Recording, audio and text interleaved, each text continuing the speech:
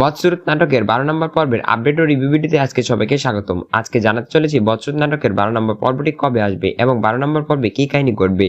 12 নম্বর পর্বে দেখবেন মরিয়ম তো এবার তার ফুফুর সাথে হাত মিলিয়েছে জামালকে বিয়ে করার জন্য, কিন্তু জামাল কিন্তু এখনো রাজি হচ্ছে না বিয়েতে, কারণ জামাল আস্তে আস্তে মায়াকে ভালোবাসা শুরু করছে। মায়া খুব অসুস্থ, তাই তো জামাল মায়ের প্রতি এখন দুর্বলতা অনুভব করছে এবং মায়াকে আস্তে আস্তে ভালোবাসা শুরু করছে।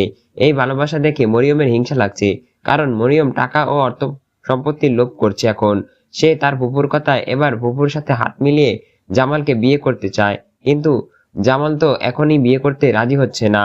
তাই তো জামাল এখন বিয়ের আগে একটি চিল্লা দিতে চায়, সে চিল্লাতে চলে যাবে। এই ফাঁকে এই সুযোগে মরিয়ম ও তার ফুফু মিলে মায়ের ওপর নির্যাতন শুরু করবে। মায়ের এখন দুঃখের শেষ হবে না, কারণ আগে মরিয়ম ছিল মায়ের পক্ষে, এখন মরিয়ম বিয়ের জন্য পাগল হয়েছে জামালকে। তাই তো মরিয়ম এখন চাচ্ছে মায়াকে এই বাড়ি থেকে বের করতে, তাই তো মায়ের ওপর নির্যাতন চালাচ্ছে। এদিকে জামাল চিল্লায় যাওয়ার আগে বলে গেছিল, তোমার প্রতি যদি কেউ নির্যাতন করে আমাকে ফোন করে জানাবে। তবে কি মায়া এবার ফোন করে সবকিছু জানাবে? সেই মরিয়মকে মারধর করবে সেই জামাল?